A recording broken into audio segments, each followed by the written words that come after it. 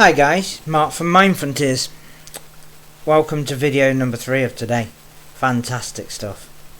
Now, my first video I talked about beliefs and towards religion, and the person that has asked me to talk about it has asked me to be a bit more specific without mentioning religion, as in any one religion as a whole. So, what he wants me to talk about is the beliefs that we have when we are being programmed as a child. So we speak to our children all the time, but it's what we say to our children, such as, don't do this, or you'll go to hell, or whatever it might be, especially when it comes to religion. When we talk to our children, we are programming them for the future. Our beliefs, whether it be cultural beliefs or religious beliefs, are passed on. They influence our children. But I have to ask you guys, are you doing it effectively? Are you doing it forcefully? Are you doing it nastily? Are you doing it with love and compassion? Many people out there, when it comes to religion, they say things, you will go to hell, or you go to purgatory, depending on what the religion is. What message is that sending to your child? You are using a fear-based system to educate your child in religion and educate your child in beliefs. Forget that. Educate them out of love and compassion. If you want them to know about religion, talk to them like a human being. Explain to them as they get older why you believe this is important. But be prepared to accept their beliefs, because their beliefs may differ from yours. Now, in a lot of places, they can be exiled. They can be, let's get rid of that out of our society. And that is in any religion or any belief. We've got to be prepared for the consequences of our actions in the way that we talk to our children, in the way that we bring our children up. Now, yes, sometimes children can have different beliefs, and sometimes children might be classed as a bad apple, but what labels are you putting on your child? We need to remove those labels. The only labels that may be of use are labels that might be of benefit for them, so that give them the help in the future. Let's remove the labels, let's remove blame. Often people are blamed, and this all influences the child. You could be having an argument with your partner. That argument could then influence your child. I don't want to say anything because mummy and daddy shout, so I'll sit there in the corner and keep quiet. But really, I don't know what's going on. I don't know what's happening. And that's the same with any belief that we might have, especially when it comes to religion. Explanations and treating people with respect are a great way of educating our children. Things said in an angry manner, no matter what religion or belief it is going to have a message that is going to send to that child. And that child will be brought up thinking that maybe they're not good enough, or they've always got to be good, or whatever it might be. Look at how you are talking to your children, guys. What beliefs are you installing? Now, our mind, our brain, records everything that we say, everything that we hear, everything that we taste, touch and smell. But it's more than that. We have all the subtler senses of those 5 senses. So what are they picking up? What emotions are they picking up from you? Are you talking with passion when you're talking about religion? Are you talking with respect and humility and modesty and kindness and love and compassion?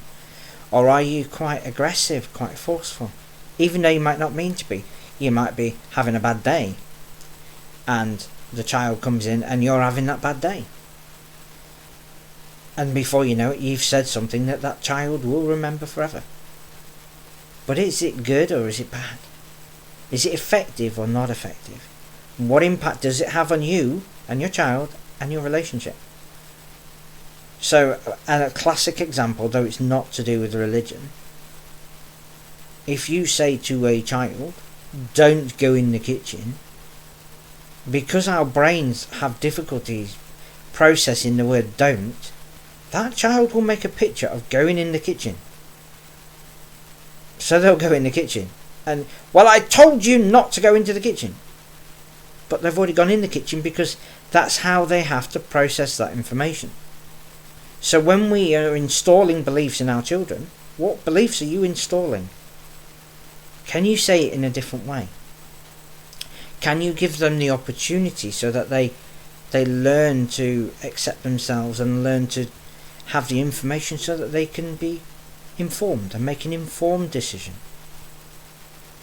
When we rigidly stick to a structure, we kind of reinforcing our beliefs onto other people, whether it be children or other people. And generally, we need to be thinking about what we're doing with other people, what we're doing with ourselves, and what impact it's having on our communication and our relationships. Is this person happy about this? Why not just sit down and go, okay.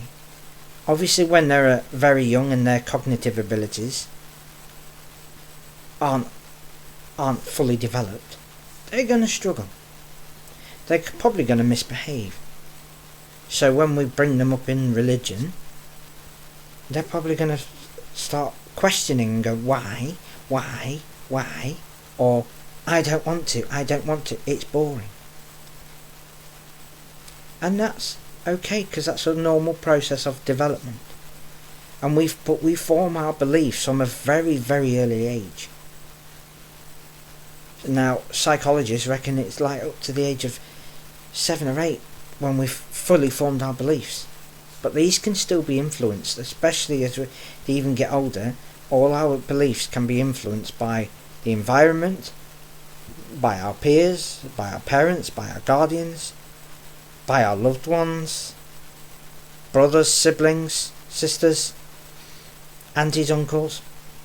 All of this will influence our beliefs. But what we've got to do is go, hang on, my beliefs are not your beliefs and your beliefs aren't my beliefs. I can educate you in why I believe and what I believe. And then I've got to be acceptant of your choices. Now, you'll probably find often or not, especially when it comes to religion, that children, when their beliefs are explained to, most of the time will accept the reasoning from the parent and will actually go, yes, actually that makes a lot of sense, and we'll just do it as it needs to be. But sometimes when we are too forceful and we push it on people all the time, so we push our beliefs on other people, it causes conflict. It causes, I don't want to do that, you never talk to me in a nice manner, you always do this. And then they use things like always, never, which is what we call an absolute. There's no room for movement when you use absolute or never. People come to me and they're like, well, I'm always this. And I'll often go, always? Well, not always, but most of the time. And I start challenging those beliefs, because always and never, they can be a very, very restricting, limiting belief. And that can lead to a lot of problems in how we deal with our emotions in the future. So let's reflect, guys. Let's take a step back. This is not me lecturing you. This is not me doing anything like that. This is me just saying, look, okay, guys, we have got to educate in a loving, compassionate manner and be acceptant of our own choices and the choices of our family members. And in that way, there will be commonality amongst beliefs, and people are drawn together rather than being divided and separated, because all our beliefs are formed in early childhood. And we've all done it. I've done it. I've shouted at my kids. Not effective, not good. Can lead to problems in the future. Difference is, when I do shout at my children, occasionally, say I'm cooking and I get disturbed while I'm trying to get something out the oven and I burn myself.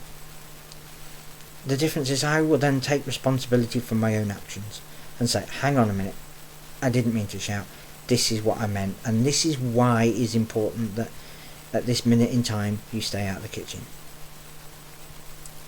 And that sometimes can't be done immediately. Sometimes you're still getting something out of the kitchen, I'm burning my hand. And this is no matter what belief we have. But it's important that we take time afterwards to actually reflect and go, okay, what is the message I've sent to my child? Has my message been understood? Is it clear and precise? Is it in their cognitive ability, in their ability to understand? And is it done with love and compassion? How have they received that information? Because if they've received it negatively, you're going to get a negative reaction, and then chaos is going to ensue because one's going to feed off the other and bounce off each other, and before you know it, it's got a lot worse. So take a step back, guys, especially when it comes to teaching your children what you should be saying and what you shouldn't be saying. So stick away from things like don't do this and don't do that, or you'll go to hell if you don't do this, because you're programming your child to have that belief.